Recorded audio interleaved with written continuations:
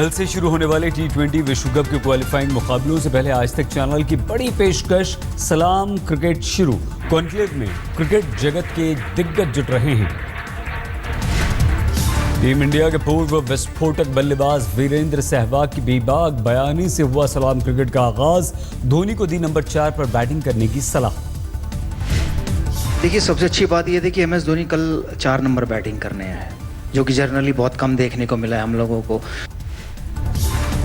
सलाम क्रिकेट में बोले सहवाग, मैंने कमबैक से पहले ही किया रिटायरमेंट का ऐलान। बोर्ड कोई भी जिम्मेदारी देगा उसे निभाऊंगा। धोनी के साथ टकराव की खबरों पर बोले वीरू, हमारी लड़ाई की खबरें जरूर मीडिया में आई, लेकिन ऐसा कुछ नहीं था। हम अच्छे दोस्त हैं, रहेंगे। सलाम क्रिकेट के मंच पर मैच से पहले भारत और पाकिस्तान की भिड़ंत। सौरव गांगुली और इंजमाम ने रखे क्रिकेट पर अपने अपने तर्क। भारत पाक क्रिकेट मैच पर बोले इंजमाम, पब्लिक को मजा आता है लेकिन खिलाड़ियों के तनाव को कोई नहीं समझ सकता। ये पाकिस्तान की जब भी क्रिकेट होती है तो मेरे ख्याल में इससे बेहतर क्रिकेट में एशेज से भी बेहतर क्रिकेट कहता हूँ कि इंडिया पाकिस्तान की क्रिकेट होती है। फॉलोअर्स ज्यादा होते हैं, सारी चीजें।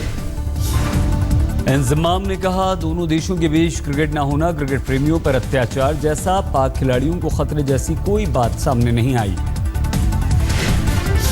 गौतम गंभीर ने आज तक क्रिकेट कॉन्क्लेव में कहा, कप्तान टीम नहीं बनाता, टीम कप्तान बनाती है। धोनी को अपने बैटिंग ऑर्डर पर करना होगा फैसला।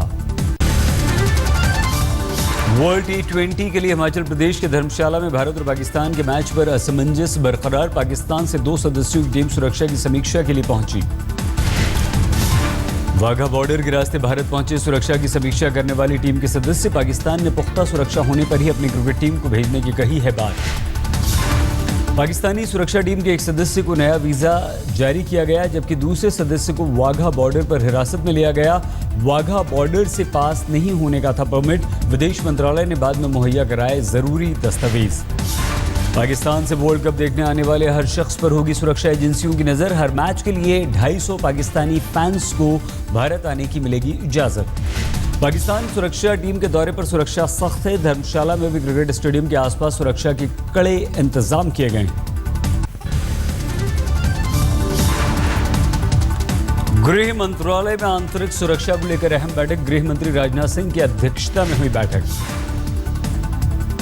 में IB चीफ, रॉ प्रमुख और गृह मंत्रालय के वरिष्ठ अधिकारियों ने लिया हिस्सा। लश्कर जैश के आतंकवादियों को लेकर आए खुफिया इनपुट्स पर हुई चर्चा। जम्मू कश्मीर में भी आतंकवादी हमले की आशंका के मद्देनजर बढ़ाई गई सुरक्षा। CCTV से रखी जा रही है नजर। हाल ही में इंटरनेशनल बॉर्डर पर मिली थी सुरंग। गुजरात के अहमदाबाद में हाई अलर्ट के बाद सुरक्षा सख्त। एयरपोर्ट, रेलवे स्टेशन समेत सभी प्रमुख जगहों पर अतिरिक्त सुरक्षा बल और पुलिसकर्मी तैनात। वडोदरा में भी आतंकवादी अलर्ट के बाद सुरक्षा बढ़ाई गई। जगह जगह पुलिस ने बैरिकेड लगाकर की चेकिंग। गुजरात में घुसे 10 आतंकवादियों का अब तक पता न चलने पर खुफिया एजेंसियां चिंतित हैं। उनके ठिकानों का कोई सुराग में नहीं मिला, लेकिन गुजरात हो सकता है इन आतंकवादियों का प्रमुख निशाना। पाकिस्तान द्वारा खुफिया जानकारी साझा करने पर बोले केंद्रीय मंत्री जनरल VK सिंह, ऐसे कदम से दोनों देशों के रिश्तों में पड़ेगा फर्क। गुजरात के सिलवासा में 8 संदिग्ध हिरासत में लिए गए। संदिग्धों से पुलिस कर रही है पूछताछ। पठानकोट में कटारूचक गांव के पास चटपट बनी शिव मंदिर में शिवरात्रि के मद्देनजर बढ़ाई गई सुरक्षा। हाल ही में पास के जंगलों से पाकिस्तान से एक फोन कॉल को ट्रेस किया गया था। राजस्थान के अजमेर में भी आतंकवादी अलर्ट को देखते हुए सुरक्षा बढ़ाई गई। रेलवे स्टेशन पर सुरक्षा के पुख्ता और सख्त इंतजाम। आतंकवादी हमले के अलर्ट के बाद गुजरात में मंदिरों की बढ़ाई गई सुरक्षा। आतंकवादी अलर्ट के बावजूद सोमनाथ मंदिर में उमड़ी भक्तों की भीड़।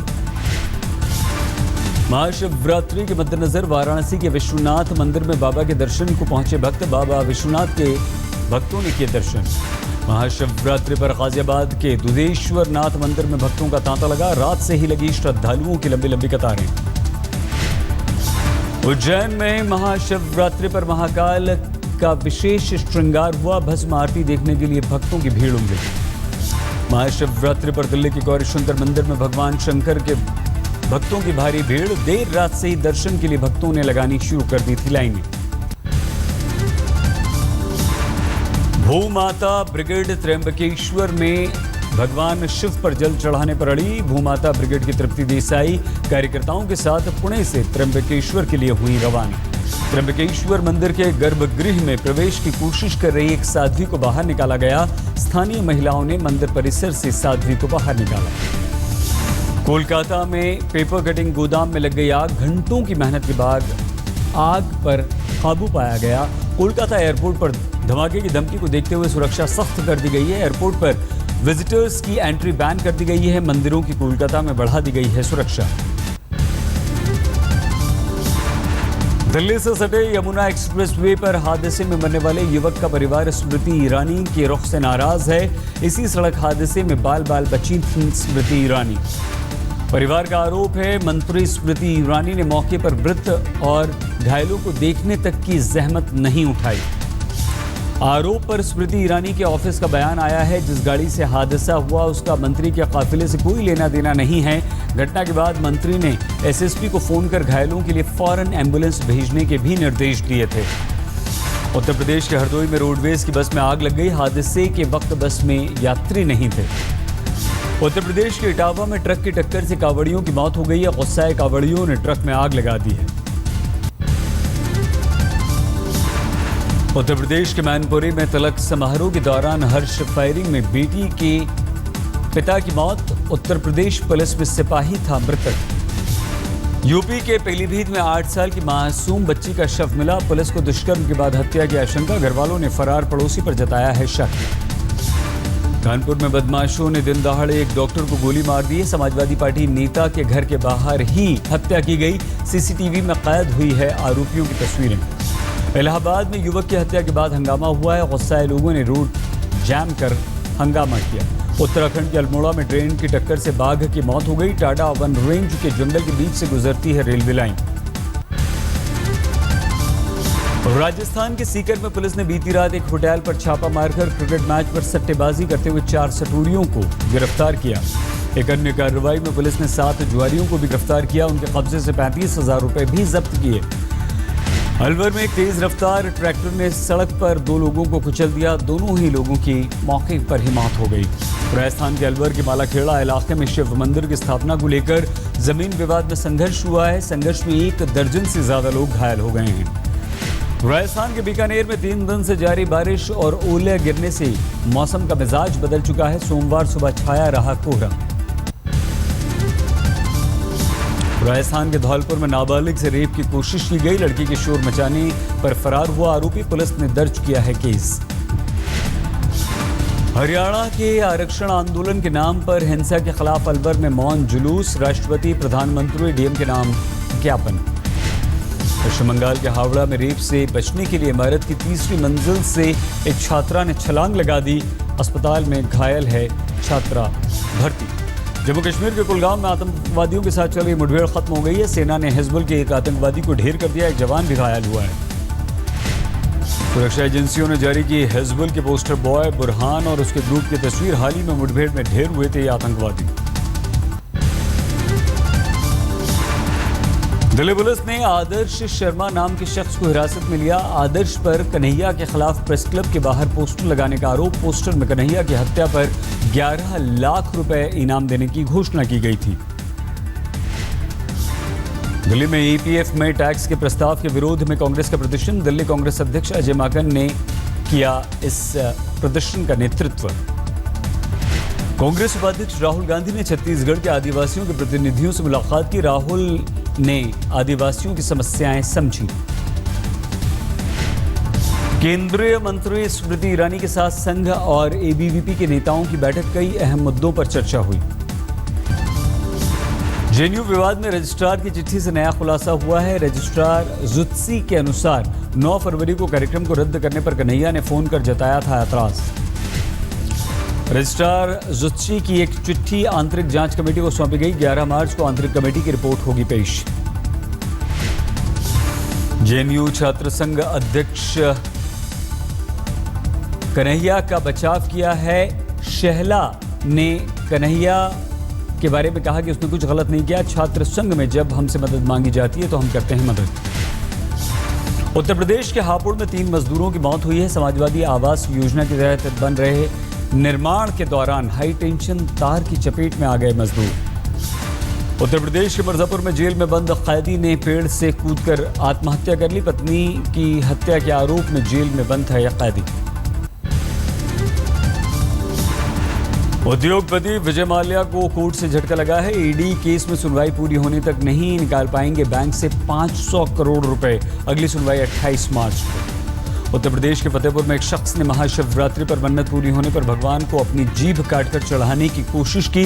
युवक अस्पताल में भर्ती। उत्तर प्रदेश के नोएडा एक्सटेंशन के एक गांव में नाबालिग लड़की को रेप के बाद जिंदा जलाने का मामला सामने आया। लड़की की स्थिति गंभीर।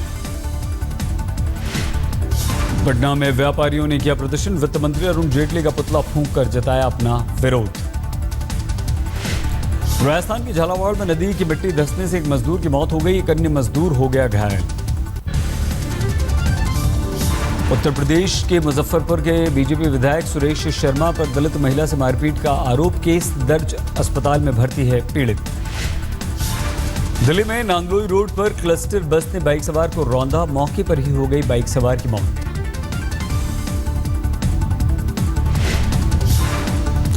हादसे के बाद भी बस ड्राइवर ने नहीं रोकी बस। बाइक सवार को 500 मीटर तक घसीटता हुआ ले गया। पुलिस ने पीछा करके ड्राइवर को पकड़ा। दिल्ली के बाली नगर में वाइन शॉप के कैशियर मैनेजर से 9 लाख रुपए की लूट। 4 बाइक सवार बदमाशों ने इस लूट को अंजाम दिया। मध्य प्रदेश के होशंगाबाद में दर्दनाक हादसा हुआ। पुल के ऊपर से बाइक पर पलट गया ट्रक। एक ही परिवार के 3 लोगों की हो गई दर्दनाक मौत। झारखंड के जमशेदपुर में एक ही परिवार को बंधक बनाकर 15 लाख रुपए की लूट की गई। पुलिस की वर्दी में आए थे ये लुटेरे। झारखंड के लातेहार में उग्रवादियों ने एक टेंट हाउस में लगा दिया आग। टेंट हाउस के मालिक से मारपीट भी की। झारखंड के चाईबासा में महिलाओं ने बनाया रोटी बैंक। रोटी जुटाने से लेकर भूखों तक रोटी को पहुंचाने की जिम्मेदारी खुद निभाती हैं ये महिलाएं। छत्तीसगढ़ के रायपुर में चर्च पर हुए हमले में 7 आरोपी हिरासत में। बजरंग दल से जुड़े हैं 7 कार्यकर्ता। चर्च पर हमले के विरोध में ईसाई समुदाय के लोगों ने किया प्रदर्शन। हमले को बताया सोची समझी साजिश। अमृतसर में राष्ट्रपति की तरफ से सेना प्रमुख जनरल दलबीर सिंह सुहाग ने 18 कैवलरी को प्रदान किया निशान ध्वज। 1842 में स्थापित की गई थी 18 कैवलरी। बेंगलुरु की उलसूर झील में बड़ी तादाद में मरी हुई मिली मछलियां।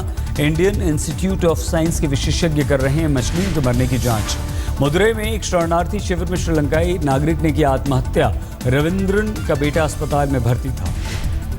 चेन्नई के पास केलम्बकलम में हिंदुस्तान कॉलेज के छात्रों ने किया हंगामा। फीस बढ़ोतरी का ये छात्र कर रहे थे विरोध।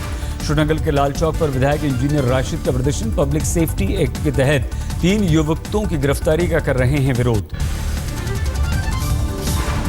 मेरठ में एक लड़की ने फरिश्तों के हाथ परिजनों के खाना खाने का देखा ख्वाब। ख्वाब को हकीकत में बदलने के लिए परिजनों ने 5 दिनों से छोड़ रखा है खाना पीना।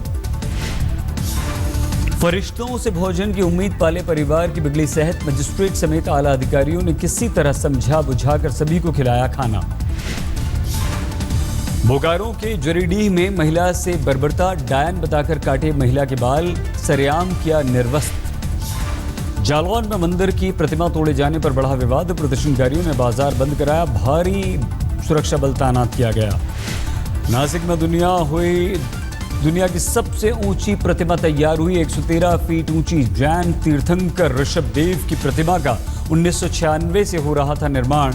गिनेस बुक में रिकॉर्ड दर्ज। टीम इंडिया ने T20 एशिया कप के खिताब पर किया कब्जा। मेजबान बांग्लादेश को दी 8 विकेट से करारी शिकस्त। कप्तान धोनी ने लगाया खिताबी छक्का। 14वीं ओवर की 5वीं गेंद पर हासिल किया जीत का लक्ष्य। शिखर धवन विराट की साझेदारी ने जीत के लक्ष्य को बनाया बौना। दोनों के बीच हुई 94 रनों की साझेदारी। एशिया कप जीतने के बाद स्वदेश लौटी टीम इंडिया। कोलकाता एयरपोर्ट पर हुआ जबरदस्त स्वागत। नागपुर में T20 क्वालिफाइंग मुकाबले से पहले जिम्बाब्वे की टीम ने की प्रैक्टिस। नेट पर जमकर बहाया पसीना। अमेरिका की पूर्व प्रथम महिला नैन्सी रीगन का निधन। 94 साल की थी नैन्सी। उत्तर कोरिया की दक्षिण कोरिया और अमेरिका को खुली धमकी, संयुक्त सैन्य अभ्यास किया तो उत्तर कोरिया कर सकता है हमला। ऑस्ट्रेलिया में दिखा अनोखा नजारा, डॉगी के साथ समंदर में लोगों ने की सर्फिंग। कैलिफोर्निया में टूटा एल नीनो का कहर, मूसलाधार बारिश के बाद बाढ़ के बने हालात। तुर्की में बोट डूबने से गंभीर हादसा, 18 लोगों की मौत।